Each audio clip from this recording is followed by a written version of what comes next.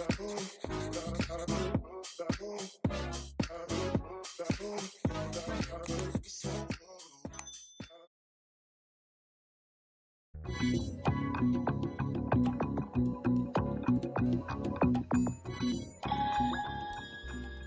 you for joining me with Designs of Value Online Art School today. Today we're going to paint a rose. This is going to be a mini course, so it's not going to be the complete rose. This is a rose that someone gave to me. I thought it was absolutely lovely, so I had to snap some pictures of it. So that'll be the project for the day, and I've made it much larger so you can see it. And again, we're just going to do a couple petals. Then I also included a butterfly up here. And for the butterfly, I have a old antique book that I bought called Butterflies. It's from the 60s, and it's just going to give me some ideas on color. And I think we're going to probably do this color here. Keep it in the color scheme. Red, yellow, and green. And then I also have my palette paper that I've been using for quite some time during the classes. It's all loaded, ready to go. So I'm going to continue with that. I'm going to keep it off camera so you can see me paint rather than load my brush. Now, if you want to see me use all these products and how to use them correctly, be sure and sign up for my blending in oils class. Here's my acetate paper so I can look through it at my design after I've put my oils on there and my value scales painted, and then I can make sure that their blending is correct. So that's what we'll use that for. I have my cut up Viva paper towels. They seem to be the softest, that's why I recommend those. I'm going to more than likely use my filbert. It's a number 10 Schroff. It has the rounded edges. It's just like a bright flat, but it has the rounded edges, which is kind of nice for like this area right here, that type of thing. I have a soft mop so I can blend my stroke marks out. I have a stiff mop in case I have a line that I want to get rid of. Then I have a small Schroff's number 6 filbert, moon filbert, so they're rounded. And they're shorter. The bristles are a little bit shorter, so they fit this style of painting perfectly. And then I have my bent-handled palette knife, and it's the skinny one in case I think I'm going to end up, because the picture is quite a bit lighter in the values than what I have. I may have to blend a few more values with my knife just to get some of those in there. So okay, let's get this started. First thing I'm going to do is grab my paper towels. So I have some in hand. My brushes are nice and clean, so we don't have to worry about that. Now, this is kind of a different rose in the sense that the dark value is on the very outside edge of the petals. The petal is growing in this fashion, right from here and then out. Okay. So I'm going to pick up my darkest color, which is my alizarin crimson.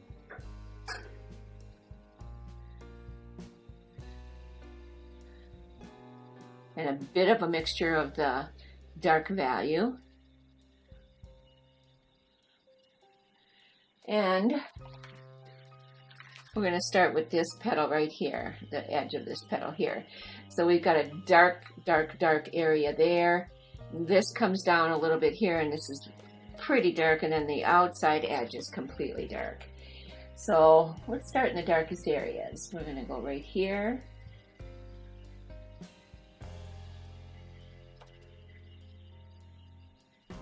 This is called brush blended method of painting. And I do have my blending in oils class that you can take. Now I do need a little bit more paint here to do this process. I'm just going to grab some off of the alizarin crimson, and then I'm going to just include a little bit of the red. That's what I did before to create that color to begin with. And then I'm going to just include some of that up there. All right. Now, whether you're using your palette knife or you're using your, excuse me, your brush, then you do want to dry wipe your brush in between. And the proper procedure in dry wiping your brush is in my blended oil blending class. So what I'm doing is I'm keeping this as a fluffy edge because I'm going to be putting a little bit of a lighter color next to it, and I want something to blend into. If you leave it as a perfectly straight line, you're making your blending a lot harder than it needs to be, believe you me. So keep that fluffy edge, very important. All right, so I've laid that color in. Now I'm going to dry wipe my brush, get as much of that color out as I can. I now have a dirty brush, as that's what that's called, is a dirty brush. I'm going to a lighter value. Camera's probably not going to show that up too well because it's pretty similar in value. I can see the difference, and that's what you want. You want your value scale to be similar, close in value.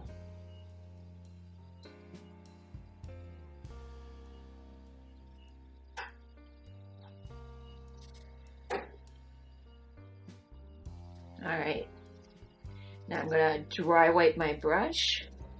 I'm going to lay my brush. First of all, I'm going to hold it back at the numbers, just like that. Got my fingers touching the numbers. I'm above the ferrule. And I'm going to lay my brush right where the two colors meet. And I'm going to do a soft, this is a fairly small area, so I'm going to do a soft crisscross motion there. Dry wipe my brush, and then just go back, keeping your fingers at the numbers. Good way to make sure you're doing what you want to do, and then just softly blend that in again. Okay, now we're going to go up to the mid-tone, which is what we call the mass tone, or the value that the person looking at the art sees this color rose to be. So the mass tone is the color, or the middle tone, mid value. There's many different terms that are all interchangeable here.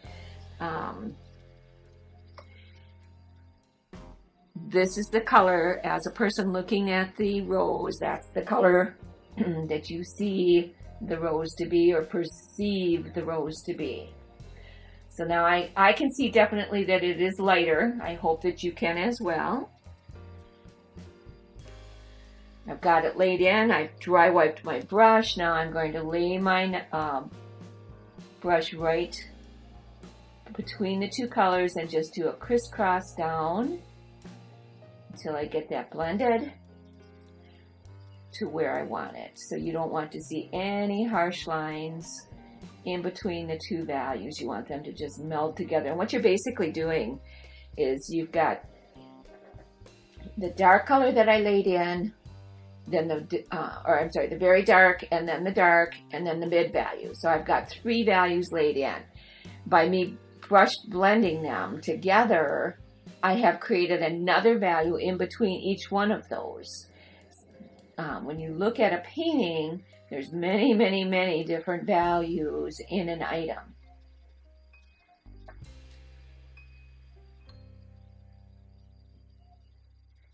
Trying to fix this here on the edge. Okay, very good. And so by doing what we're doing here, blending.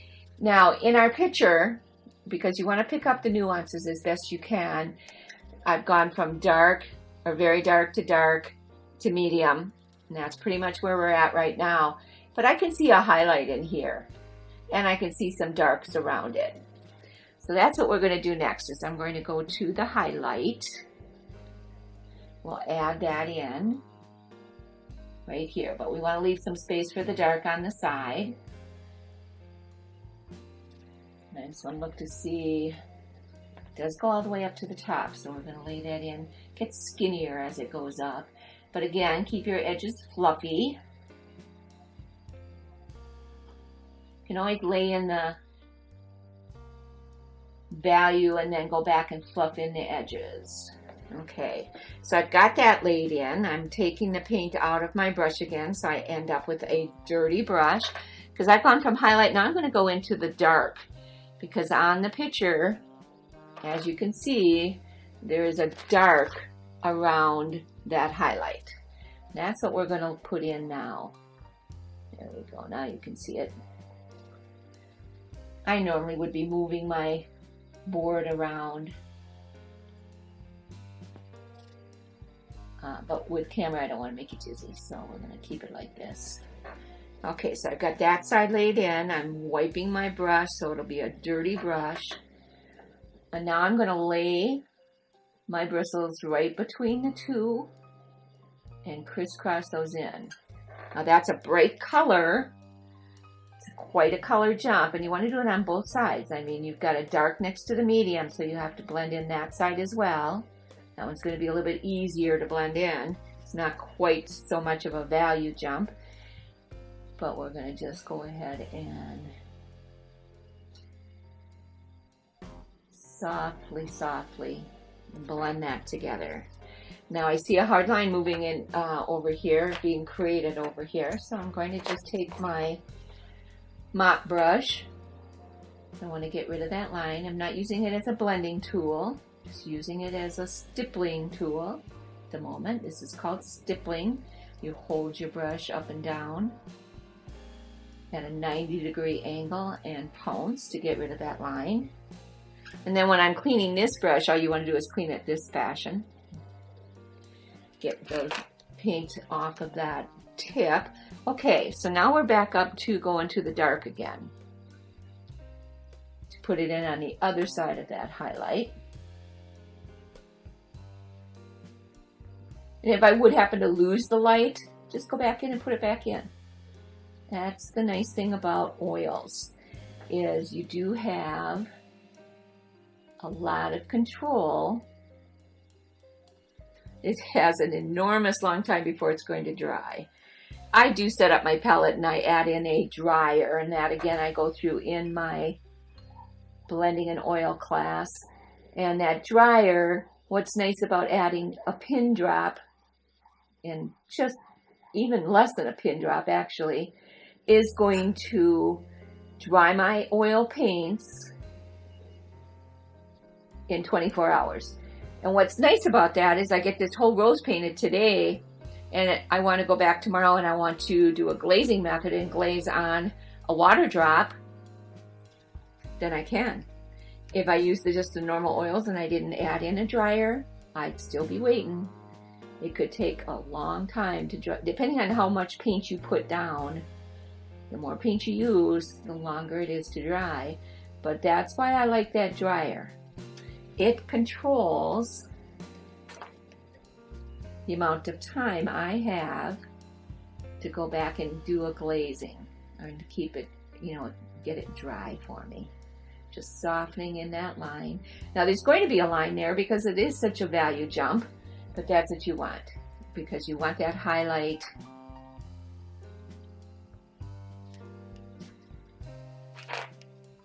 Still don't like that very edge, so I'm going to go back and try and I'm going to actually bring this in a little bit closer like this. Hopefully you can see what I'm doing. Just going to fix that edge, and I am going to turn it around because that could make or break this rose.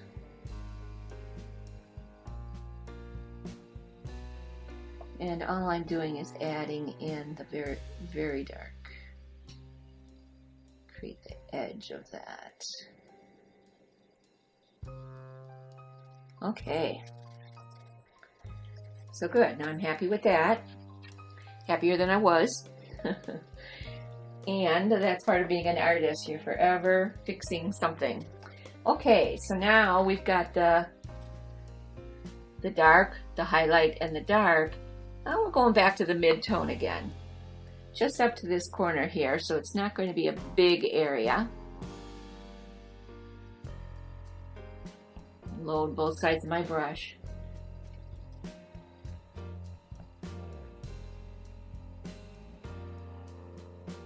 Just about like that there. That's all we need to put in there. I enlarged this so it'd be easier, but roses are always a little bit more difficult because the petals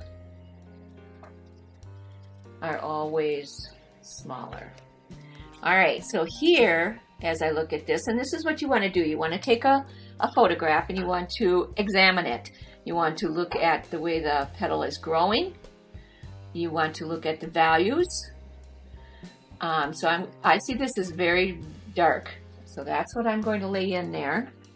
And then actually, all the way down the outside of that petal to the very bottom is very dark as well. Now, I don't know, depends on when we get to this light part, if I'm going to go, it's almost a white. I'm more than likely going to go with a little bit more of a pinky peach there than the white.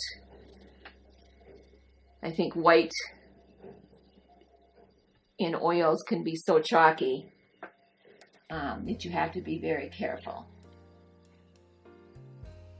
It does not become a realistic looking item when it's chalky in appearance. So I use white mostly in a still life, and sometimes then I'm very careful as well. That can be chalky as well. So warm white, which is just a pin drop of your cad yellow pale mixed into a white. It's called a warm white because you're warming up that white. It's not quite so chalky. Okay, so we got that part laid in. But a highlight on a glass item or something, you're going to probably wanting to use or end up using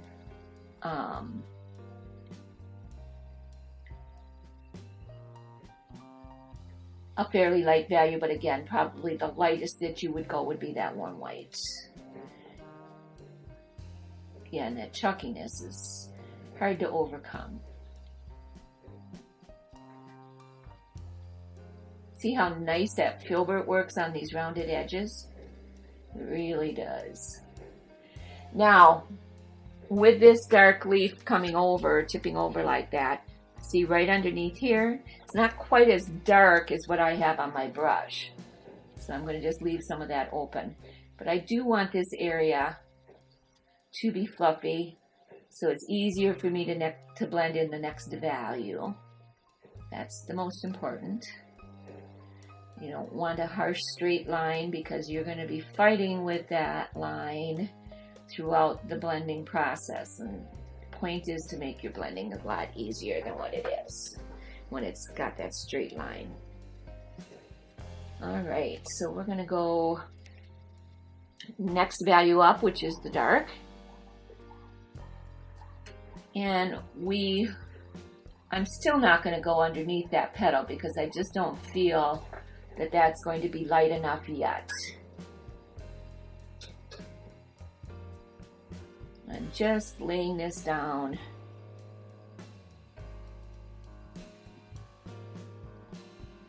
Next to that first value. Once it's laid in, leaving it fluffy on the outside edge again.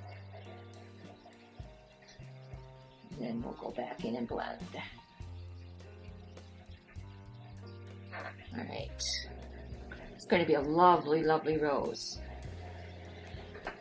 All right, so I've dry wiped my brush. I have a dirty brush in hand. I'm going to put my brush bristles.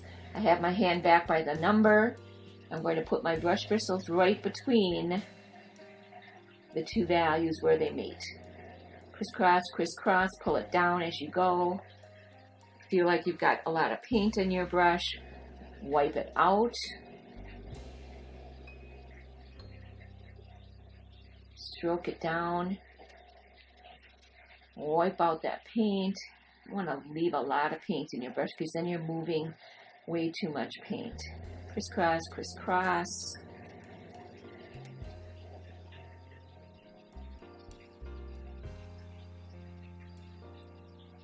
And get it to where you want it. Okay, now the next value, which is the mid value, I'm going to go underneath that petal so you'll be able to see I'm pulling this color out a little bit further, which I think is going to be a little bit nicer, especially on camera, for you to see. Now this is where, and I'm going to pull it up again so you can see me do this little work. Just going to pull this color. You should be able to see the value change, being the mid value and the darkest. Right underneath there. Pull some more color in.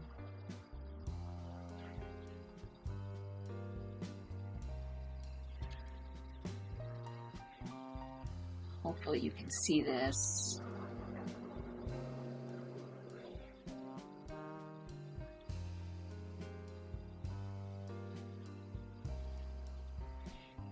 There we go. So I got the little part done. I want to make sure that looked right. And we're just going to lay in the next value right here. So we're up to the mid value. And the mid value is going to take up the majority of the value of this petal, of every petal. Mid value is the largest area of any object, whether it be a rose or a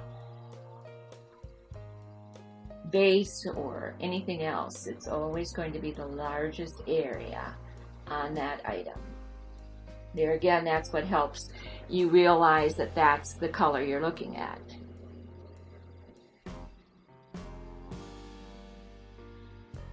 I'm brush mixing some more in there because I'm running out of paint.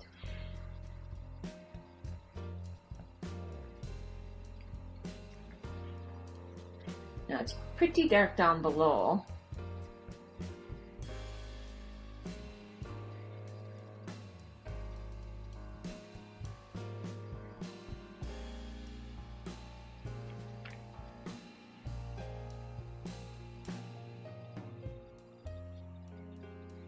I'm going to put this in, and then if I need to add more dark down below, I certainly can. That's never a problem. There again, the reason I love the oils is it's so forgiving.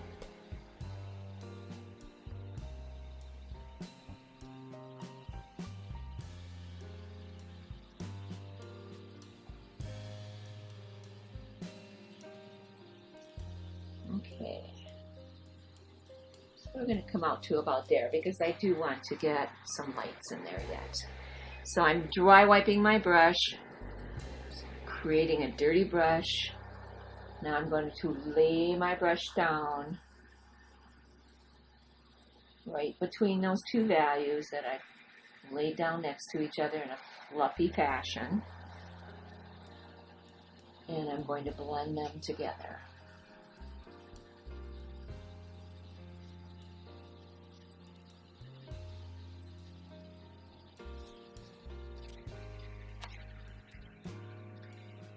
Anytime you need to stipple, go right ahead. And on these petals, nature leaves marks, growth patterns, and we might add in some growth patterns later. I do love the soft blended effect on a rose like this too. So it's all your own personal style of painting.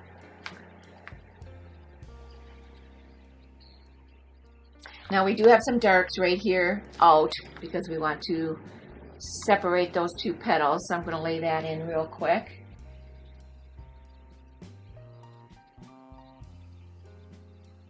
We definitely want those petals to appear that they're coming over the bottom one, because they are.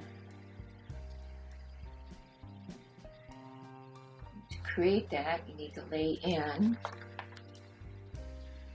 the dark.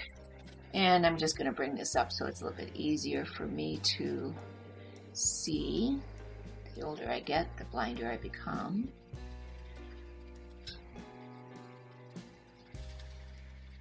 There we go. Now, I did go over on the edge there, and to rather than just leave that, I'm going to show you a trick here with my wipeout tool. Let me grab it. This is a wipeout tool. You've got the pointed edge and you've got the flat edge. I'm going to start with the flat edge. It's a very small area. I usually just go back and forth, back and forth. And if I do put in a background on this, that would cover that up as well. So I'm just wiping that wipe out tool, getting that paint off of there. There we go. Then I take my smaller one, do the same thing, smaller tip.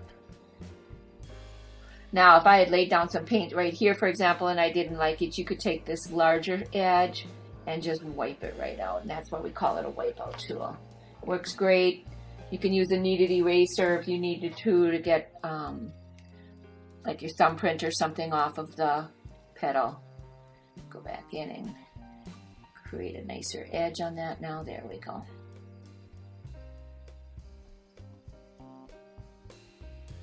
All right.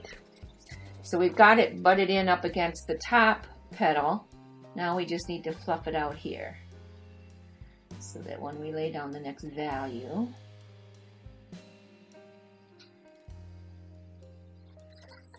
we can start the blending process much easier. So now I'm going to dry wipe my brush because there is an area there that I do need to blend. And that's right here where I just laid in the dark value. Crisscross, crisscross, pull down as you go. Always pull towards yourself. If you push away, you're removing paint. You're not doing a blending process. So always pull towards yourself. There. Okay, time for lights. We're going to go to the next value up from the mid value, which is called the light. And then we also have a highlight. And if we need to, we can always create another value. Never hurts to have a lot of values. You need at least 5 to make it a realistic appearance. And we're going to do this all the way across the top here. Crisscross, crisscross. Okay. I'm going to flip that over because I probably got some of that darker value on there and I don't want to bring that in.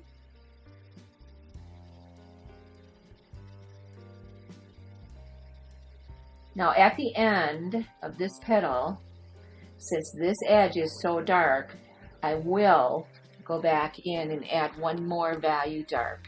See how dark that edge is? And I want to be sure and capture that in my painting. That to me is very important with the way that looks on that rose.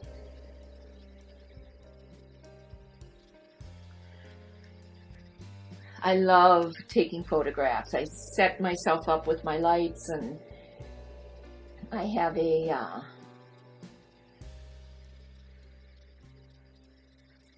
can't think of the word, what it's called right now, that holds the camera still so I don't ever get wiggles or anything like that. I've dry wiped my brush and now I've gone back in and I'm blending those two values together. See how pretty that's beginning to look? Absolutely stunning. Created that nice little fold right there. Now this is where you're probably seeing the most value change so far. I can actually see it, but I don't believe the camera picks up the dark as well as it does the light. Alright, so I've got that blended in fairly well, but I am going to do this. And I still need to blend in this area, which is fine. I want to get this done first. Step by step. Blend as you go. You definitely do not want to lay in all your values and then try to go back and blend. Because what will happen is if you start with the highlights and then go towards the black to do your blending, or the dark to do your blending, by the time you get to that dark, it's pretty well set up. Oils change in consistency as they sit on your palette. So you definitely want to blend as you go. I learned that the hard way. It's very difficult to blend a stiff paint. All right, so now we're going to blend this in. And see, as you can see, I'm tipping my brush up as it's a larger brush, and this is a smaller area. So I'm just using the edge, just using the bristles that I need to get this blended. Don't need the whole brush because I don't want to lose this value. So now this is going to be a little bit harder of a blend because it's quite a value change. It's the shadow underneath that petal that we're blending right now. And I still might even go in and do another, when I do that edge, I might do another value right underneath that petal, just to make that a little bit more distinct. Right now we're just in the beginning process here.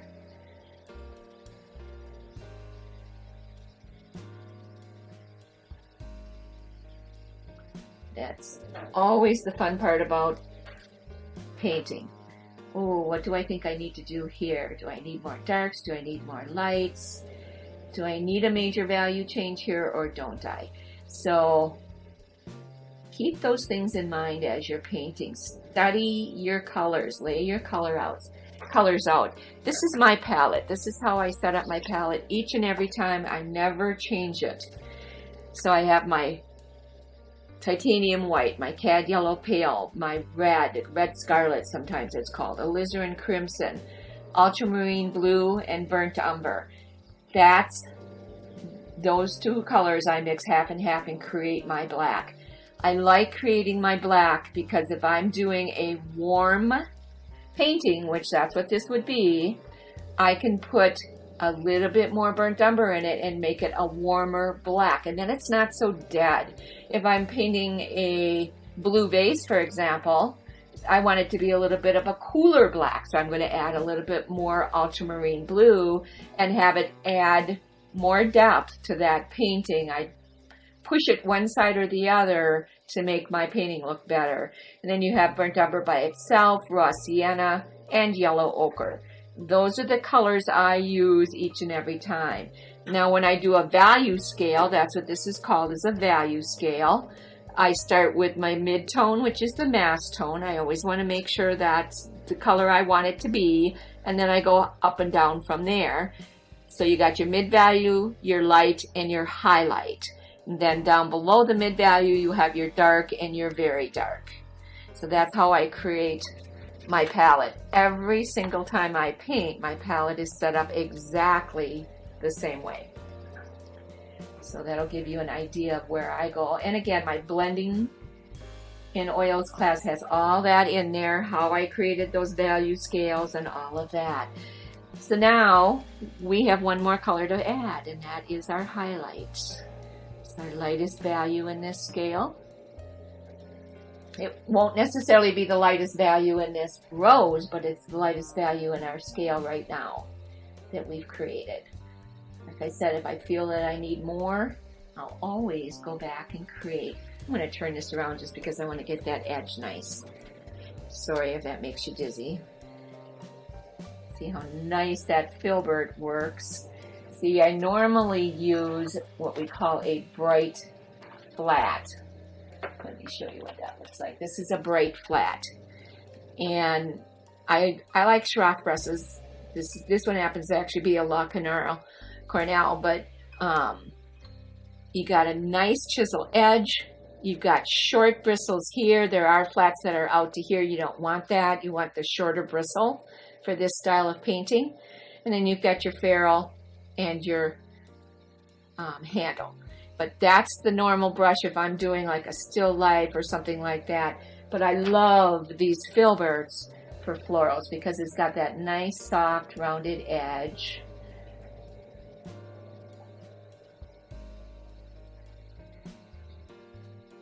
That's going to create that soft edge that I want.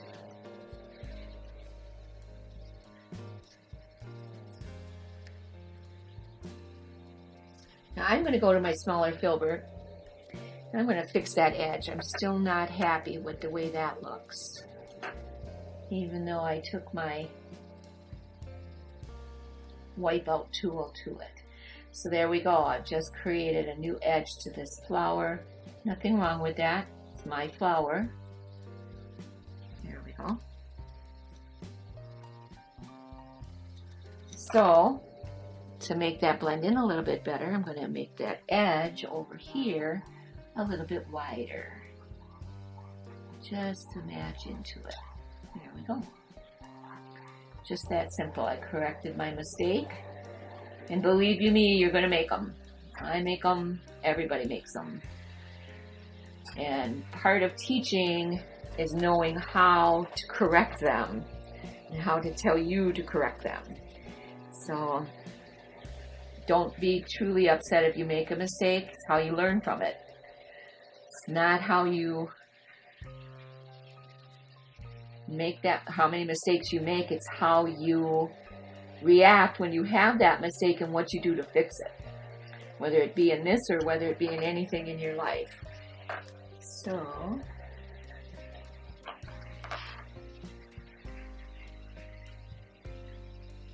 as you heard in my opening introduction of this class, you don't have to do 4,000 things to be a success. You have to do 12 things 4,000 times. So that's what's going to make you a good artist. Just practice, practice, practice, practice, practice. I can't say it enough. You'll get real sick of me saying it. I know you will. But you know, and it really came to light about 7 years ago. I had to change my job. Wanted me to take a major pay cut in wage, and I couldn't do it. I just couldn't bring myself to do it. I'd been with the company for 15 years. And I was older. So looking for a job took me 5 months till I got the job that I had the last 7 years of my career. And during that 5 months, I painted every single day. And I practiced every single day. And, you know, during the time that I was working, I really thought I was doing that. It was very apparent to me during that time frame that I hadn't been. I thought I had been because I live and breathe art. I love art. It is one of my true loves of my life. And teaching it is even just as much fun to me. And I'm just removing some of these lines. Again, the lighter the value, the more those lines show up. So you want to get that. Okay, let's turn this around and we'll see where we're at and make some decisions what we want to do next. Now, is this the exact same color as the rose? Absolutely not. Is it as white as this rose is? No, I didn't want that personally. I'm not... to me, it's not a white rose. To me, it's a red rose, and that's what I wanted to create. Am I following the line of design of this rose? Absolutely. But as an artist, you can take those, make those decisions, and change what your photograph is doing. Make it yours. You're not trying to paint, and Jane Jones says this on her videos. You're not trying to make a painting of that photograph. You're trying to make the best painting you can. And in my opinion, this rose is going to be much more lovely with a little bit more red in it than all that white. Still not getting this line out of here, so I'm going to just go back and blend one more time.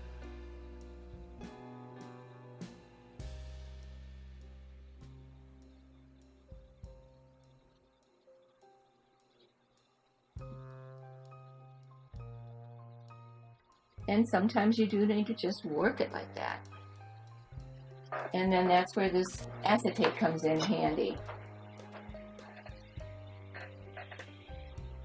Not too bad. Not too bad. See, that turns it into a darker value for you where you can see if you have a line. You can see if your blending is appropriate or if you need to do something else to it. And I can see, let me use my smaller brush again. Use the brush that's right for the size of the object you're going to be painting. I want to blend this in. Yeah, I can see where that made a major difference already.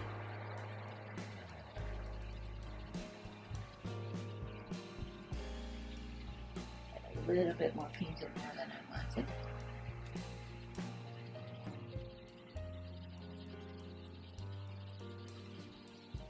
That was my shadow that I put underneath, and then I brought it down to the edge of the petal.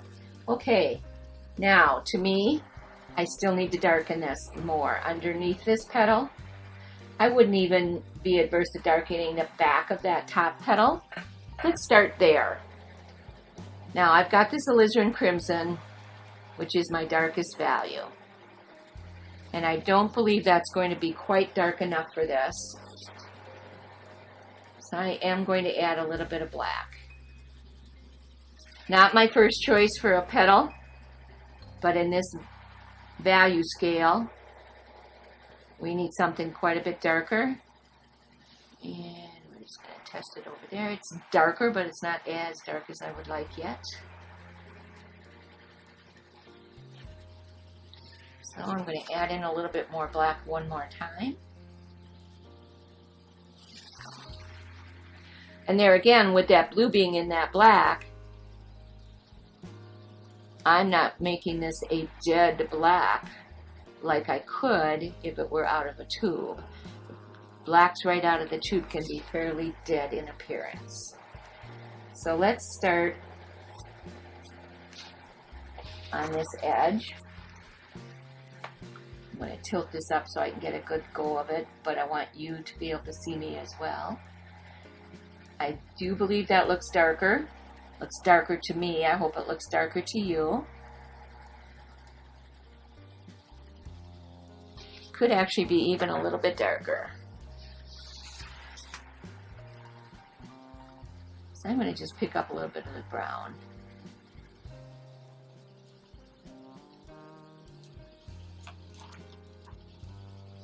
Not moving that paint like I would like, so what I'm going to do, black, and just a little bit of brown to it.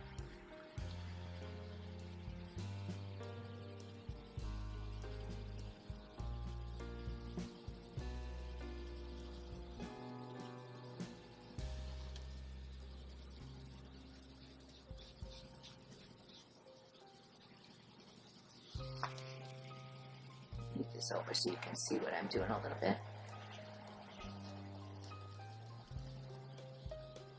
That seems just a little bit dark to me now, so we're going to add a little bit more red into it.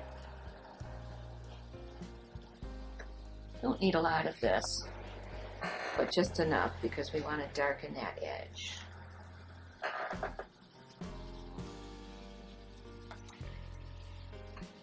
And of course I'm getting paint everywhere, so just clean up after yourself.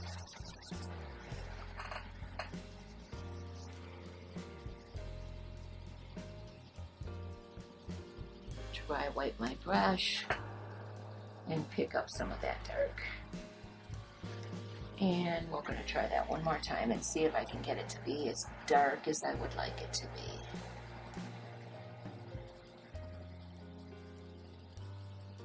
I like that better because it's a little bit of a warmer dark. You don't want it to be a bluer dark at all. This is a warmer rose.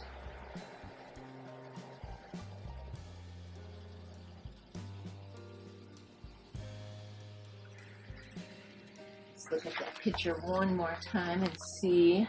See, now right in here is what I'm looking at. Hopefully that's not too shiny in the camera. But right there is pretty dark.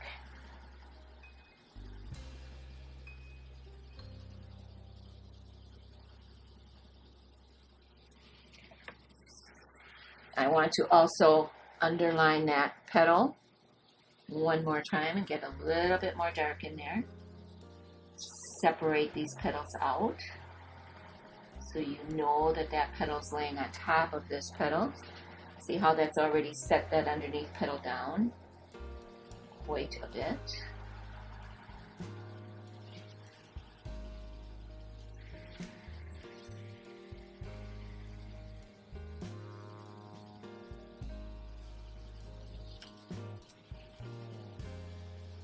Got that one little petal there and I don't want to lose it.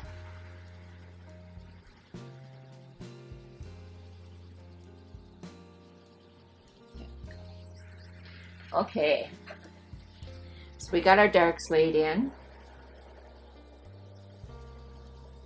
We're going to go back and dry wipe our brush I'm going to start on this edge and pull towards me. And even this smaller brush is a little bit large, so we're just going to use that very tip, or that side I should say, and tip it up and blend that in.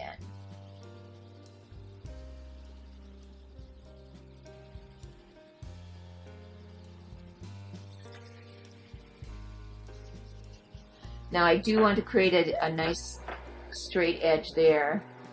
And I know from studying flowers and looking at flowers for many, many years, they roll, this petal is rolling back because it is actually a part of this petal. It's all one petal that we're doing. So to create that roll and to make it more distinct, I'm going to just lay in a dark right across the top. And that's going to make it roll back. Might even have to make it a little bit wider to give it the effect that I want. Now this is pretty difficult to put in fluffy, so we'll just have to fight with that line as we go back.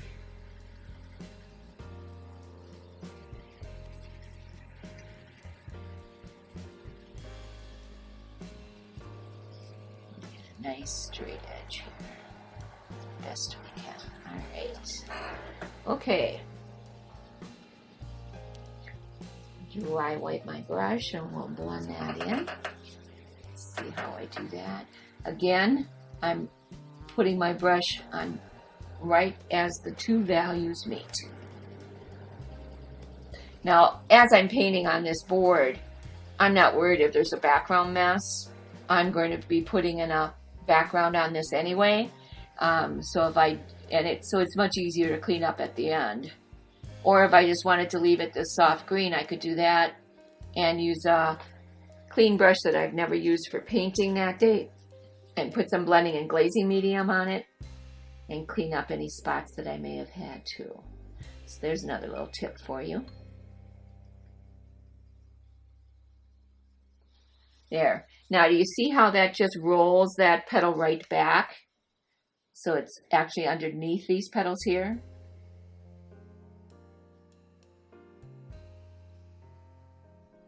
There we go.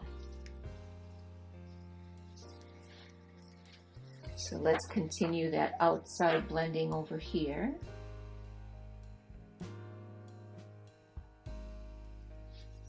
Just a nice soft crisscross. Right down that edge.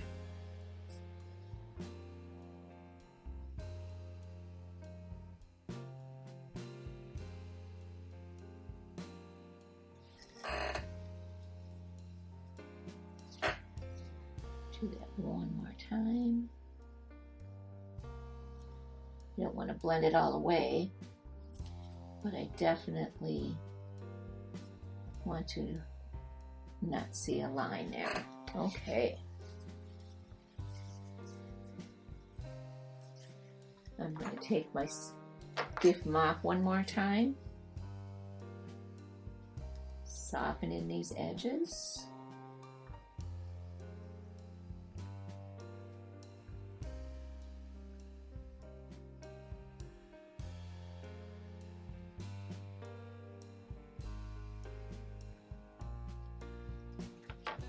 So there we go.